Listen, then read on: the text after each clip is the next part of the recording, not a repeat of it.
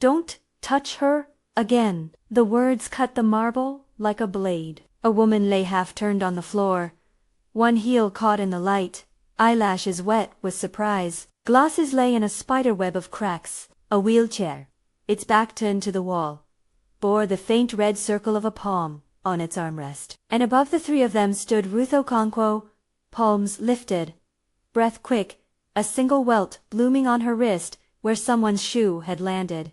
3 people, 3 versions of what just happened. 10 seconds to decide which one was true. 4 months earlier, Ruth stepped out of the airport with one suitcase and the smell of her grandmother's kitchen in her head. Her visa was tight. Her English was good enough for orders and small talk. The city around her was glass in hurry. The building that would be her workplace rose like an island of marble and chrome. Her grandmother's voice was a small compass in her ear. "You have strong hands. Use them to hold people up." She told herself the same thing as she took the elevator to the 20th floor and rehearsed polite Korean phrases. When the door opened, the apartment smelled of lemon and old paper. The foyer was vast, echoing. Chandeliers drew triangles of light on the floor. A line of shoes waited like silent witnesses. Kang Yoongi was waiting in her study. She was 71 and small, wrapped in a sweater, her hair thin and silver as silk. Her face had the ridges of a lifetime of concentration smiled once. It was as sharp as the corners of a page. A stack of books sat on a side table, a battered copy of Angelou, a slim Korean poetry volume, a volume of critical essays with underlined margins. She wore a cardigan and an expression like someone perpetually interrupted. "Ruth," she said in English that rustled like paper, "do you read widely?" Ruth nodded. Her palms remembered the work they were trained for: washing, cooking, steading. But in those first hours, she found that she could braid and listen in the same motion. The first comfort she offered was not medicine. It was a cornrow forming along the elder's crown, each plait a small ordinance. Yoongi closed her eyes and, when Ruth finished, surprised them both by laughing, a bright, unexpected sound. They settled into a rhythm of small rituals. Tuesdays, Ruth would cook jollof rice, warm, and the perfume of it would chase corners of the apartment with a spice that felt like home. On Wednesday nights they read aloud. Yoongi loved to argue with the page, to correct the cadence of sentences Ruth favored. Sometimes they translated a line together, hand to hand, syllable by syllable, the way translation feels like a joint confession. These acts were work, yes, but they also became a kind of resistance. Ruth's hands sewed dignity where the world tried to erase it. She learned the exact angle Yoongi liked her wheelchair's footrest, how the professor liked the window curtain drawn to keep glare off a page, which eased the tremor in her hands after a long day. Yoongi answered questions with sharpness, sometimes mistaken for Ruth learned to read the misreadings and to defend the elderly woman's small sovereignties. There was a kindness to the apartment that felt improvised. A mug chipped on one rim, a radiator that knocked on winter nights, a radio tuned to a lecture, sometimes too loud for the silence. The penthouse could perform opulence, but it could not manufacture the easy intimacy of 2 people arguing over syntax and seasoning. That, Ruth realized, was worth more than any payment. At first, Yoonji's son Yehoon visited rarely. He was all business, neat tie, careful speeches, presence, a thin paper between storm and hush. He thanked Ruth with small gestures, a cart when she stayed late, a bonus once for a festival, a firm handshake that conveyed appreciation without the warmth. He asked after Yoongi in the way busy people do, brief and slightly guilty, a man performing filial duty for the camera of his conscience. Then Yunsera arrived, curated, bright, practiced. She carried a camera-ready smile and a social media handle that gleamed in the light. Influence, lifestyle brand, philanthropic angle. Her laugh was measured to be charming. Her hair was a cascade of soft waves, her outfits always exactly right, her voice pitched like a polished invitation. She said the right things to everyone. When she first greeted Ruth, she knelt down and patted Yoonji's hand in a photograph-ready manner, saying, "We must keep you safe." "No, I promise." The warmth was a stage set that looked convincing from the living room. Hidden behind the stage, the machinery hummed. At first the evidence was microscopic. Misplaced reading glasses slid into cushions as if by accident. A favorite scarf tucked away in a closet where no one could find it. Ruth, who kept the home's small economy's groceries, laundry, appointments noticed patterns. Yoonji's spectacles turned up only after long, anxious hours of searching where the professor had grown short-tempered and the edges of her sentences blurred. Items that marked identity, reading glasses.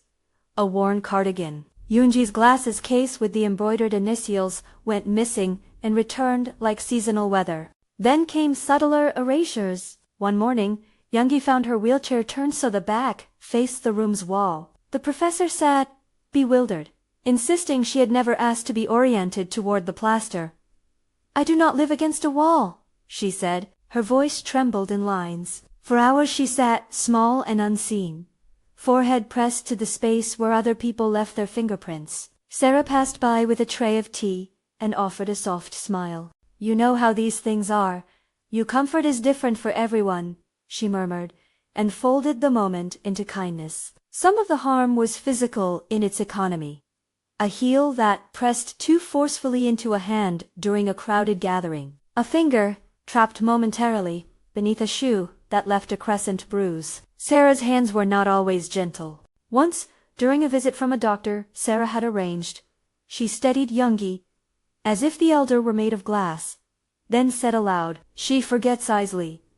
The sentence landed like a claim, small and administrative, a testable fact to be noted in a file.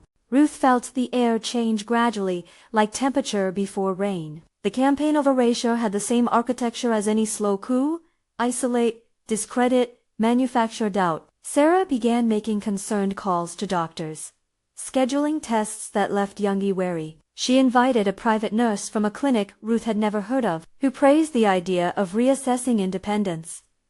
Meetings were set in the day, always when Ruth might be out buying supplies. Notes appeared in the family's file, small observations: disoriented, agitated, safety concerns. Ruth tracked them, like bruises on a ledger.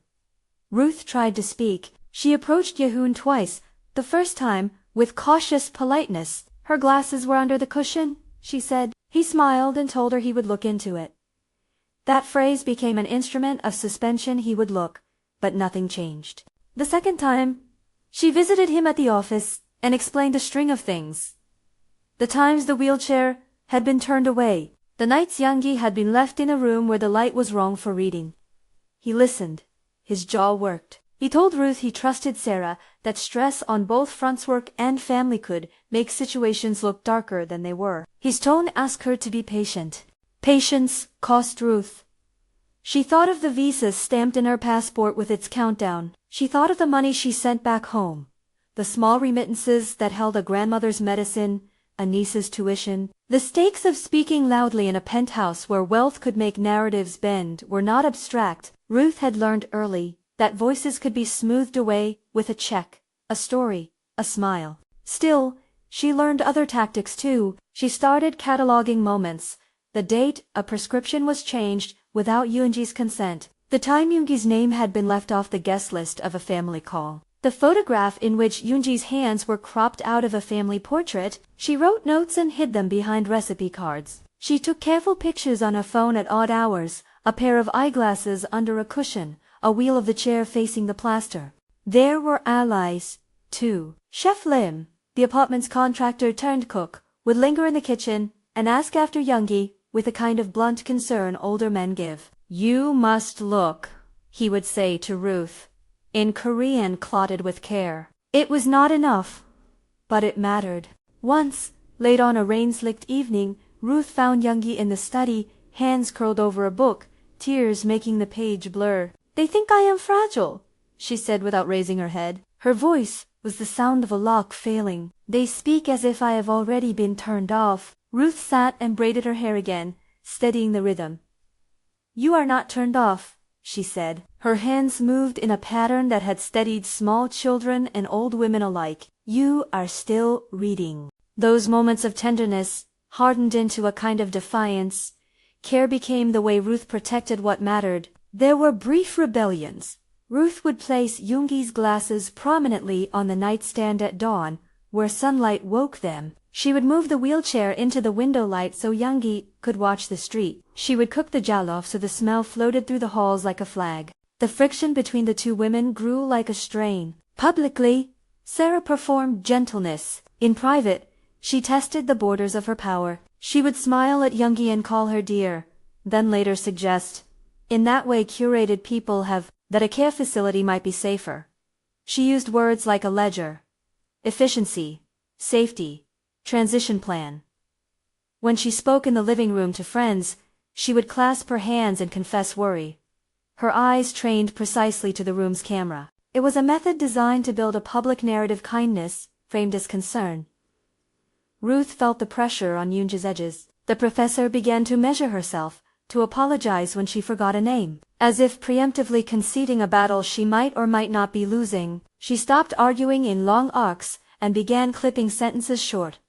Her laughter grew infrequent. In the quiet hours, though, she could still sharpen a retort like a blade. Tension braided itself into the household until small things could trigger eruptions. One morning, Sarah placed Yoongi's glasses just out of reach, as if by accident. Another day she blamed the professor for misplacing a document that Ruth knew she had handled. There were whispered threats to, not thunderous outbursts, but quiet, calculated lines. If things get difficult, we'll have to find a better arrangement, Sarah said once within earshot of a visiting doctor. It would be kinder to move her to a place with professionals.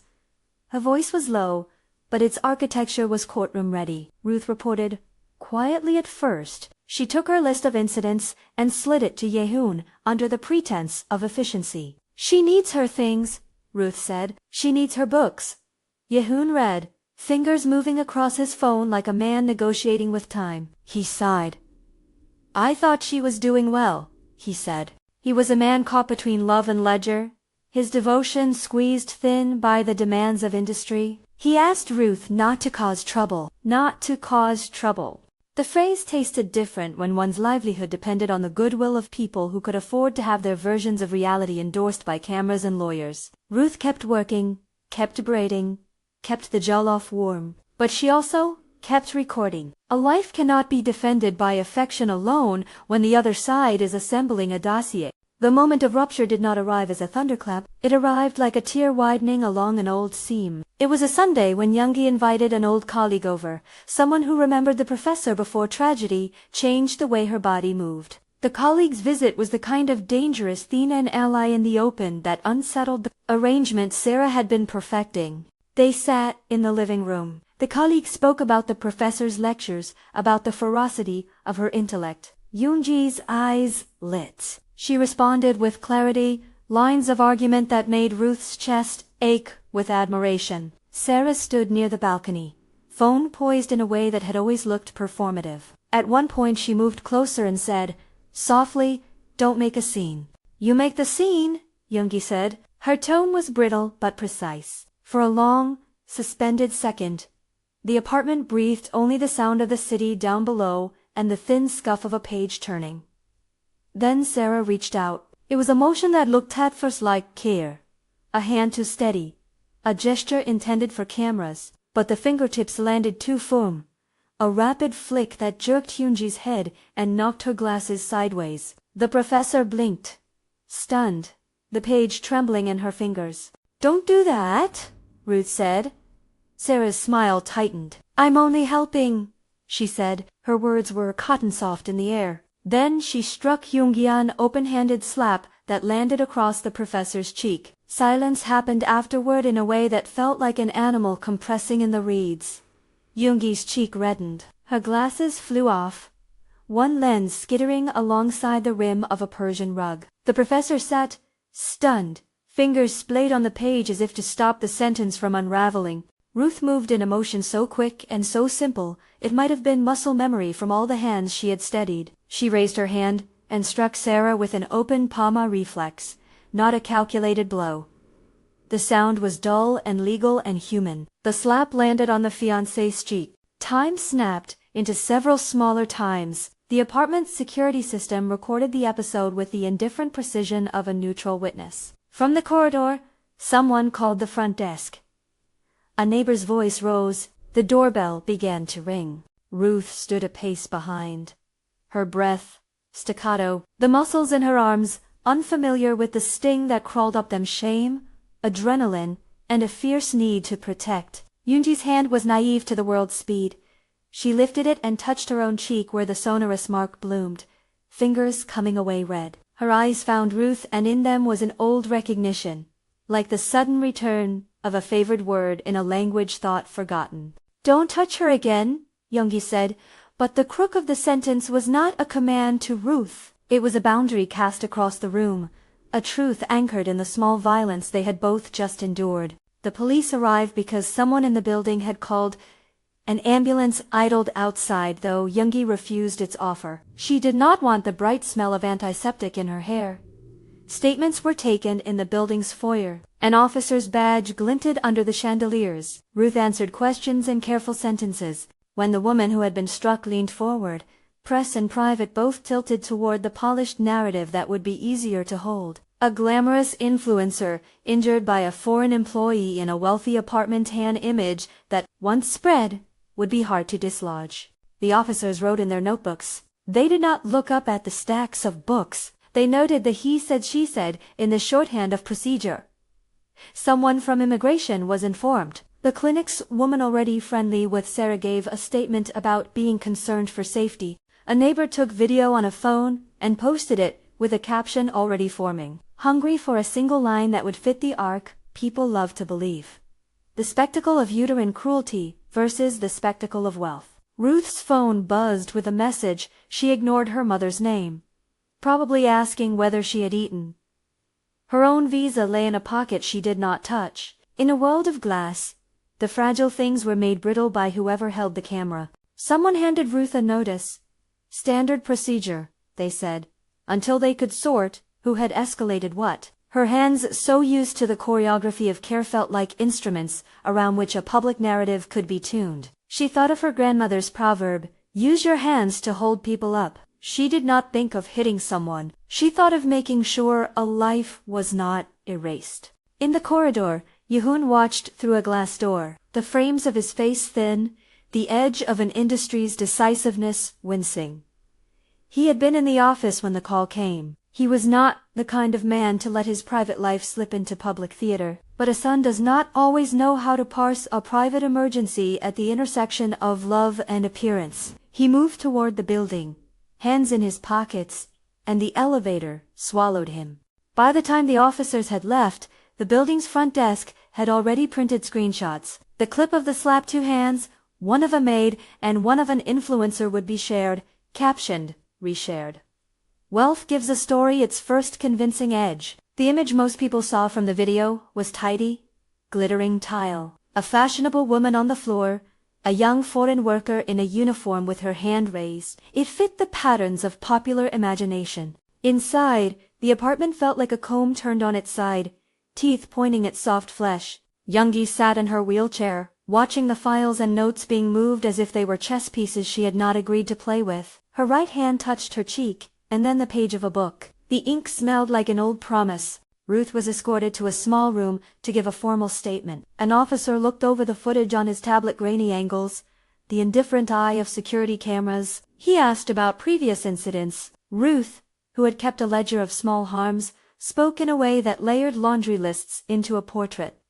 Missing glasses, a wheelchair facing the wall, whispered suggestions about a care facility. She felt the officer's pen hover as if at the edge of belief. They said she hit first, Ruth told them. She hit the professor. And you retaliated? The officer asked. The line formality, taking in the whole. He wrote numerals in a book. You understand, this could be an assault complaint? Ruth nodded.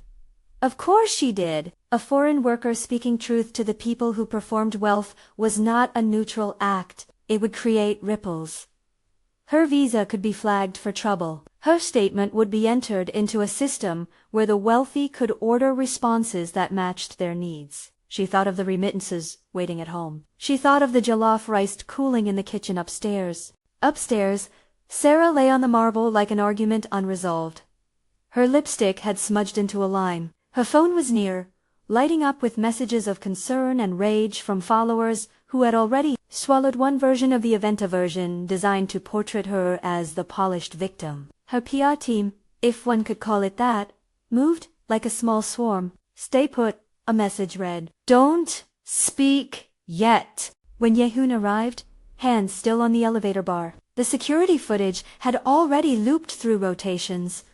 The slap, the recoil, the raised hand. He watched the sequence alone in a small video room. The picture, a rectangle that felt like the shape of responsibility. On the screen, two figures performed two histories. He clicked pause as the frame froze on a moment. Ruth's hand in motion, Sarah's mouth open mid-breath, Yoonji's book splayed. The scene did not fit comfortably into the son's tidy categories of truth. There were glances missing, and the clip's smallness made the edges of context smoke. He felt something move in his chest, a suspicion or perhaps the first fracture of the story someone had told himself about who was right. He thought about the images that would circulate. He thought about his engagement party, the photographs atop family mantles, the brand that married his name to his company. He thought about the way reputation was more fragile than bone. In the foyer below, Ruth completed her statements. An officer told her they would inform immigration. Someone else offered a thin paper cup of water. She drank slowly, feeling the wetness in her mouth like a small truth. The public had already begun to assign roles. Influencer as victim, worker as aggressor. Social media feeds blurred into one another, eager for the easy narrative. Ruth understood how pictures could lie. She also understood how small acts could become a life-saving truth. The jollof cooling in the kitchen smelled like a permit to persist. The braids she had woven that morning still sat on Yoongi's head, like a reclamation. She had stood up because a woman she loved had been struck. She had used her hands to hold someone up. At the edge of the room, a neighbor tapped a short clip onto a screen and added a caption. "Employees do not belong in penthouses." The sentence found purchase as quickly as any seed in spring. The building staff took sides in a whisper. The chef, who had known Ruth's steady work, didn't post anything. Chef Lim simply pulled pots from the stove and added extra seasoning to the soup. A small rebellion. Yehun left the video room with the footage in his mind like a stone. He did not yet know what the stone meant. He stepped into the hallway and saw his mother, a woman whose hands had once folded his shirts with an intensity that suggested ritual, sitting in a small leather chair. She looked at him with a caution that had the shape of someone who had been married to a man of duty for decades. She was careful in her words. "We must be careful how we speak," she said. "The outside will not forgive us for He wanted to believe the people he loved, but the grain of the footage lay between belief and loyalty. He found himself wondering what other things had been rearranged. The notebook of a hospital visit he had never seen. The notes of a doctor's observation filed away in administrative cuffs. A brake inspection record from years before that had been quietly updated. A faint memory on odd links someone had once mentioned about a cancelled brake inspection before. Yoongi's accident years ago nudged at his attention like an unwelcome page. He left the building with the click of cameras behind him, the world outside unaware of the small, urgent crisis unfolding within polished walls. His mind was only beginning to consider that a truth might be less tidy than the stories that would follow. Ruth sat on a plastic chair in a small room with cooling air and waited for her name to be called. Her hands were no longer just hands for work. They were evidence and accusers all at once. She thought of her grandmother's hands, scarred from years of cooking and tending. She thought of the proverb, the one that had crossed oceans with her. Use your hands to hold people up. Someone knocked on the door. An officer entered and told her, gently, that she should prepare for a follow-up. Immigration would be notified. The world she had stepped into 4 months ago had shifted, brittle as glass. Her phone buzzed again. A message about church offerings. A small text from a cousin. A recorded voice wishing her strength. Ruth closed her eyes and let herself breathe, the breath like a string pulling her toward the next act. Outside, the clip of the slap spread like spilled oil across an indifferent surface. Some saw only the image they preferred. Some saw a maid's raised hand beyond the context of a punch that had been struck. Others, with patience or a different frame, recognized the complicity that a camera alone could not show.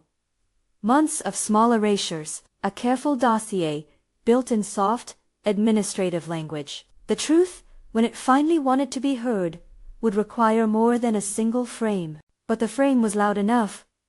Headlines budded. A few commentators leaned heavily into the narrative that favored the polished woman on the floor. The concierge's feed favored his friend's family. Algorithms smelled momentum and pushed the clip into feeds like a current, finding a path.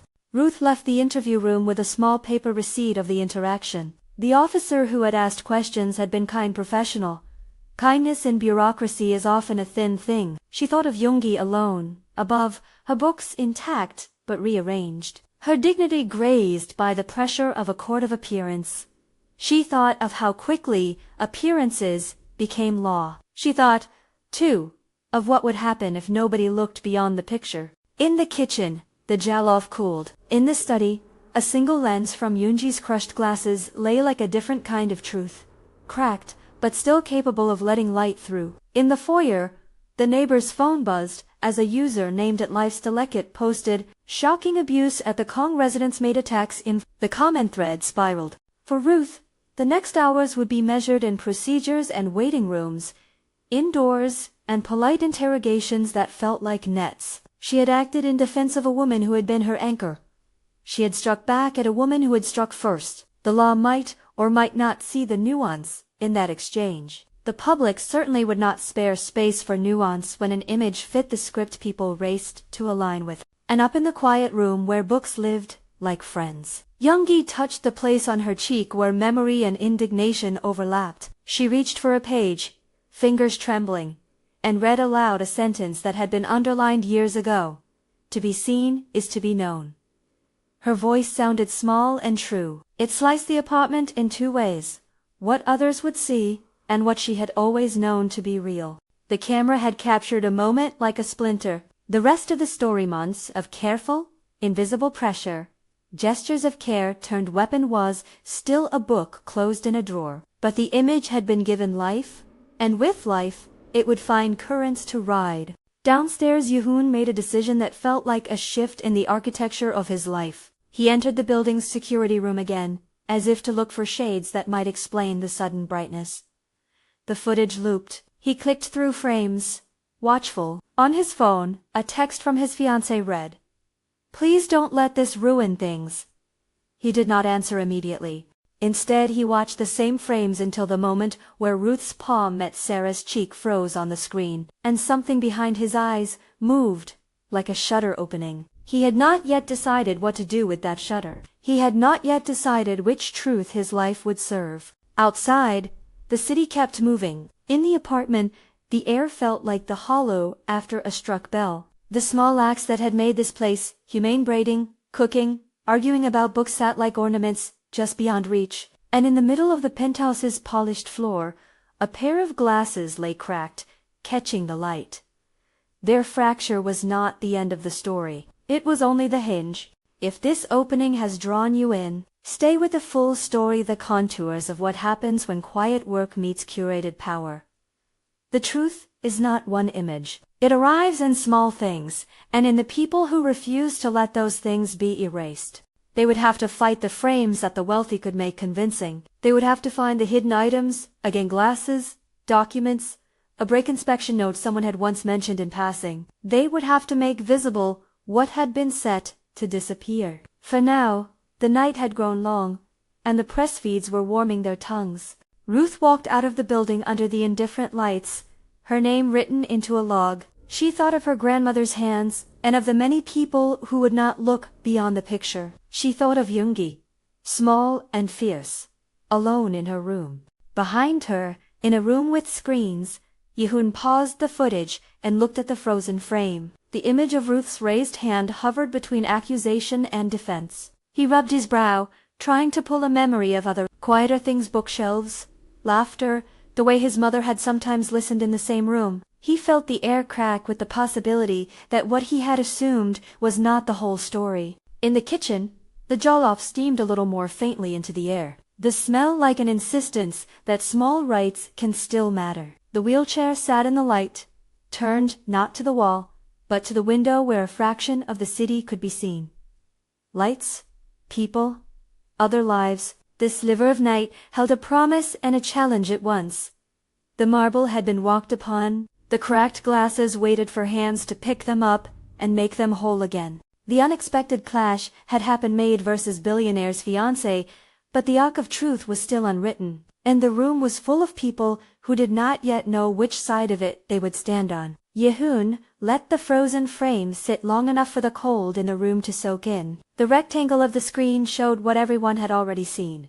Ruth mid-motion, Sarah's hand splayed, Yoonji's book open like a witness. But the pause made margins visible, and margins were where context lived. He ordered the full archive unlocked. His assistant blinked when he asked for every camera angle in the building for the last 4 months, every logged visitor, every service call. It was an odd request at 2 in the morning. It was also the kind of thing his position made easy. The footage arrived in files and timestamps, thin with time but patient in detail. Yehoon sat into an all-night review with cheap coffee and the hum of an office that refused sleep. He scrubbed through the frames, hesitant and meticulous, until a patent small, deliberate revealed itself like a watermark. There was a clip of a charity luncheon from months before, when Yoongi had been quieter than usual. In one angle, Sarah leaned close, as if to steady the professor. Another camera, a hallway feed, caught Sarah slipping out with a small, furled pair of spectacles.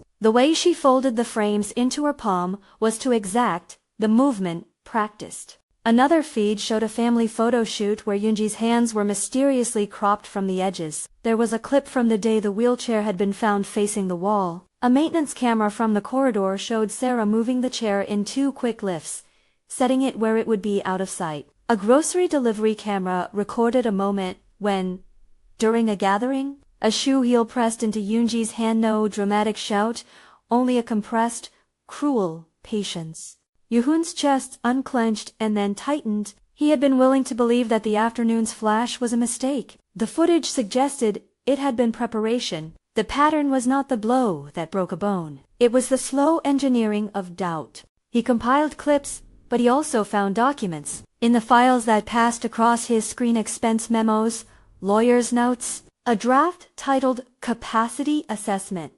There were pages that made a different kind of noise. A draft amendment to a trust surfaced, bearing Yoongi's name and a proposed change in power of attorney. In a margin, a typed-to-note reference to family firm where Sarah's mother served in a senior role. Another file, old and yellowed, the sort of bureaucratic thing no one read unless they had to, contained a repair order for a car tied to the Kong family from years earlier. It showed a cancelled brake inspection appointment, and in small italic, a vendor name that overlapped with a list attached to Sarah's family firm.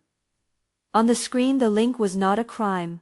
It was a thread. It was something that demanded questions. At dawn, Yehoon left the security room with a folder of clips and papers and the odd, brittle light of an office that had been kept too long awake. He made a call to his lawyer and to someone inside the family's private trust office. He then, for the first time since he saw the clip, felt the weight of the son he was supposed to be, rather than the CEO the world expected. He had to decide which truth his life would serve. Ruth's waiting stretched into a day. Immigration contacted the building. A notice routine, they said, crossed her path like an omen.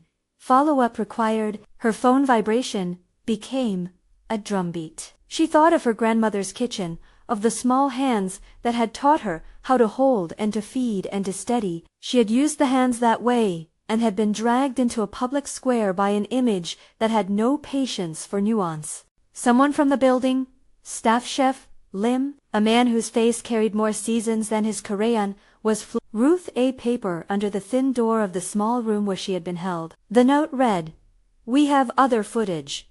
There was no commentary. Just a phrase like a filament thrown into a room of dim light. Ruth kept working in the margins of worry. She felt exposed, and not because of shame alone, but because the system around her could turn what she had done into a singular failure of restraint. She knew the story the internet liked. A foreign worker, a wealthy influencer, a slap. Context could be stolen easily. Nuance required an audience willing to listen. Yoongi, beneath the coolness of her sheets and the warmer light of her reading lamp, did not stay silent. The slap had altered something in her. It had opened, for a woman who had taught at universities and argued with dissertations, a small, fierce desire to be seen for what she still was, an agent of thought and speech. She asked for a legal pad and wrote in tight, precise letters the moments she remembered on. Inventory of small indignities.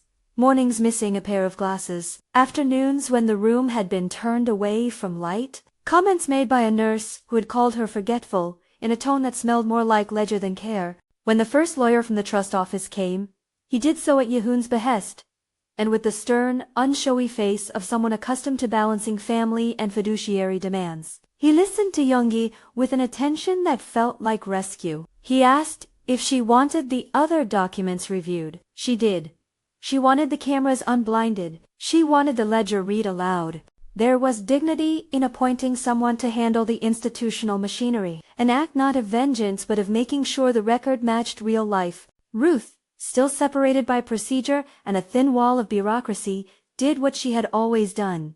She pulled her recipe cards and found the hidden notes she had slid behind them, dates, times, a photograph of glasses under a cushion. She had recordings, too, whispered conversations she had captured and saved in the small privacy of a notes app on her phone. There was a clip of Sarah saying, in a voice low enough that it had embarrassed her pride but not her intent, "We'll make the move when it's time. It's kinder that way." The recording had felt dangerous to make. Now it felt like an axiom. Someone leaked a frame to a friend in the building who disliked the influence of social power. The friend sent it to Yehoon, who had already begun to compile. The files and recordings were handed to the family lawyers. The lawyers, faced with clear threads, suggested a route. Speak, now, publicly, with evidence in hand. There were other actors who mattered. The visiting colleague, Professor Ming, the older woman who had praised Yoongi's lecture, gave a careful private statement about the force of the professor's mind, about the absurdity of seeing someone of such conviction reduced in public to a passive subject. Chef Lim testified that he had seen objects moved and found them later in peculiar places. Several building staff who had previously been reticent spoke in the hush of exasperated loyalty. They had seen the small removal of things, had heard Sarah's insistence on efficiency at times when the professor had simply been being a person. Their voices were not a chorus of vengeance. They were small testimonies to a pattern of erasure. As evidence built, the social feed shifted, but not instantly. Algorithms have a memory as stubborn as any human's. The initial clip did its work. For a time it was a story in the hands of thousands who believed the simplest narrative. But human attention can change as new things are made available. Yehoon invited a press room. He did not summon the cameras to defend a brand, but to display what a careful compilation of angles and documents could show: pattern, motive, and the voice of a woman who wanted only to keep her dignity. The press conference felt like a theater of light and glass. Screens loomed above a podium. The legal team's laptop played clip-by-clip security angles that showed Sarah moving glasses, a hallway camera that captured the chair's repositioning, a courtyard feed that showed the pressured heel on a hand from an earlier gathering. The paper stress draft, the break inspection note with its suspicious cancellation were presented and described, held to light like objects on a table. The lawyer emphasized iterations of concern and the role of fiduciary care. They did not draw criminal verdicts. They offered questions. They asked for an investigation. And then Yoongi spoke. She did not stumble at the microphone. She sat, small and precise, and read from a page she had underlined in her pad. "I have been diminished in small ways," her voice said, low and steady. For a time they thought speaking quietly would make the world go away. It did not. It made my book swell with unread chapters. I ask only to be recognized as the person I have always been capable, considered foolish only sometimes. Her eyes found Ruth in the crowd. Ruth, watching from the edge of the room, felt the professor's gaze like weightlifting. In the press room, the footage altered the first frame. The narrative was no longer simply an influencer on the floor. It was a sequence of choices that had built momentum. People in the audience shifted. The voices on feeds once clipped and began to supply. The lawyer displayed recorded whisperings, Chef Lim's account, the staff's observations. The paper trail trust drafts was not proof of intent, the legal team said, but it was cause for inquiry. Sarah arrived later, flanked by a media manager, whose face was carefully still. In the press storm, she preserved composure, with the practiced ease of someone who had learned how to be seen. She issued a statement of regret for the evening's events and emphasized that she had only ever meant to help. She used the language of care, of concern, of fear, for safety.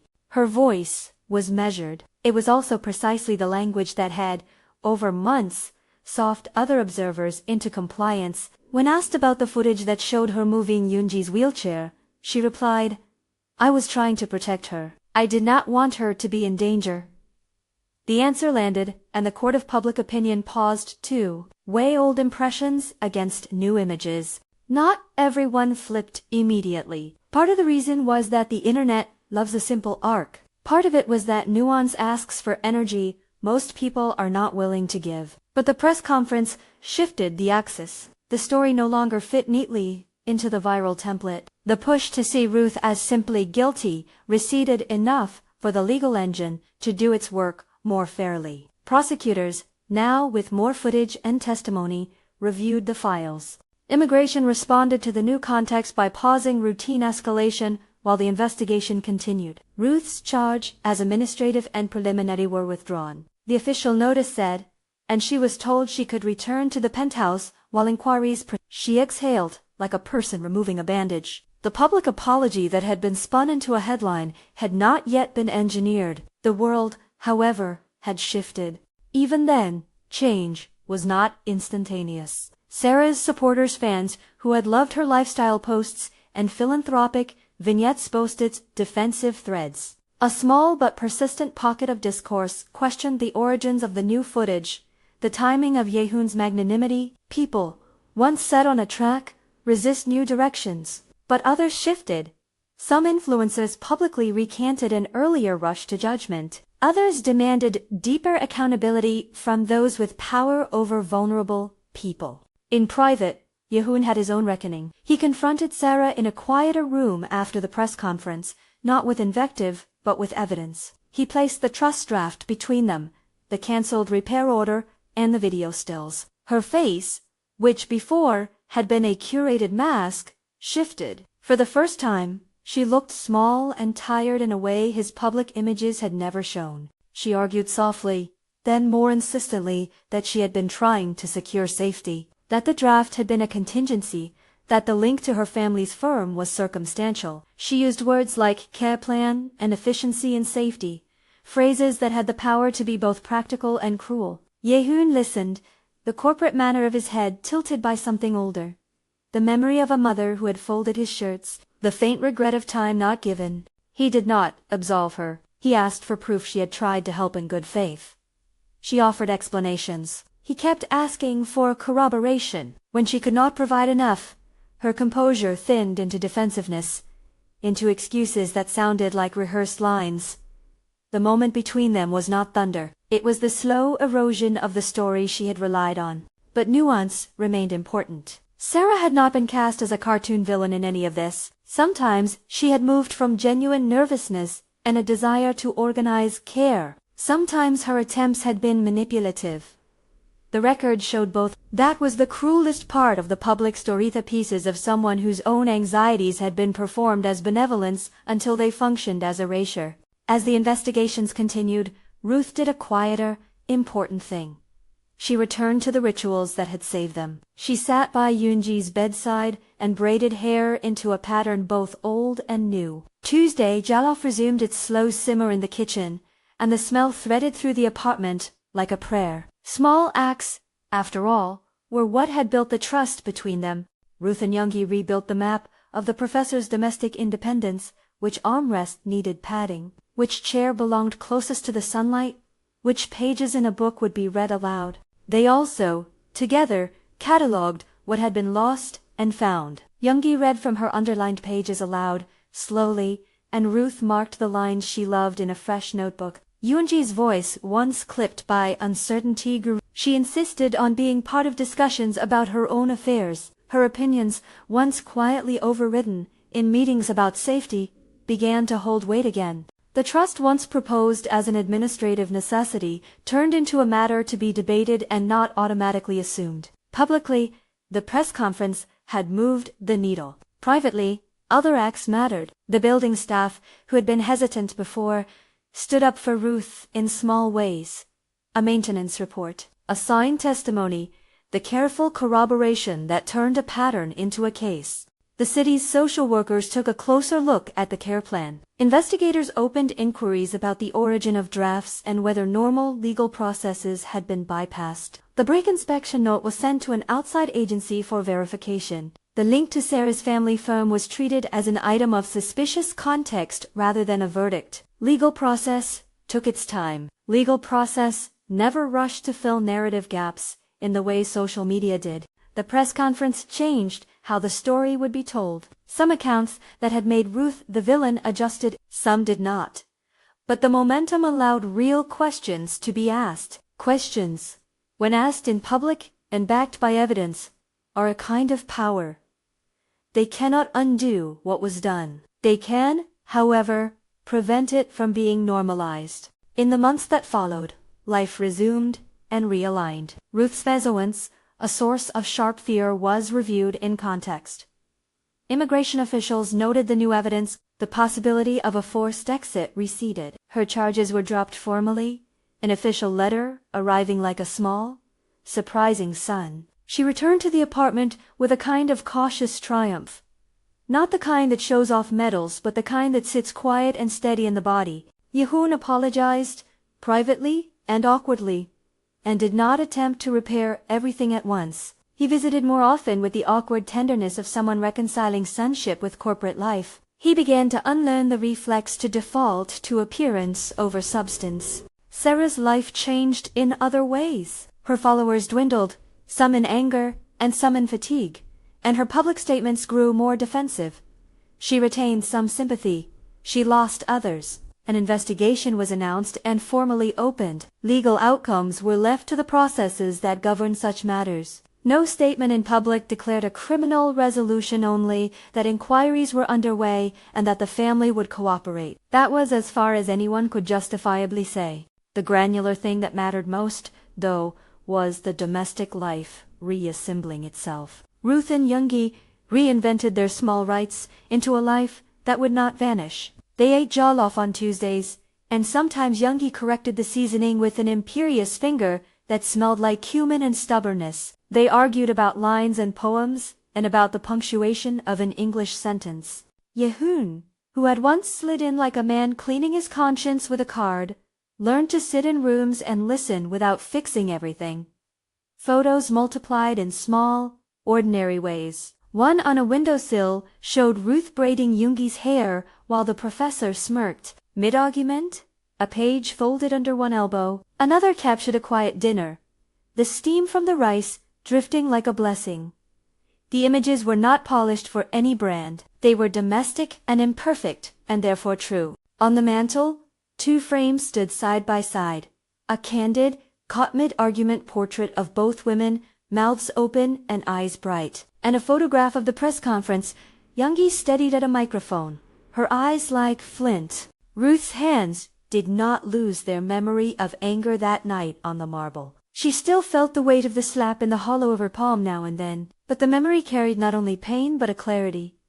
She had used her hands to hold not simply a body but a life. That decision had cost her sleep and worry, and the possibility of removal from a country that was not yet home. It had also made visible what had been hidden. The paradox of the unexpected clash, Yehoon realized, was that its image had almost been the thing that erased the very truth it tried to show. A single frame had the power to compress months of harm into a simple story. The only way to answer such compression was with layers, recordings, witness statements, small acts of care, the insistence of an older woman who refused to be made small. The press conference had done what it could to tilt attention, but the rest was ordinary work. The investigation continued as a legal process. The public's appetite moved on to new fodder. But in the apartment, the small details accrued. A library, rearranged. Glasses returned to a case with embroidered initials. The wheelchair parked in the window so Youngie could watch a morning that belonged to her. Ruth taught a neighbor's child how to braid hair in the stairwell. A little rebellion of domestic training passed along. Chef Lim left an extra bowl of soup at the door more than once. Their lives did not become a single, triumphant arc. There remained complications and questions. Some friendships frayed. Some people on social media never admitted error. Sarah, complicated and sometimes cruel, receded into a more private life. The trust office reviewed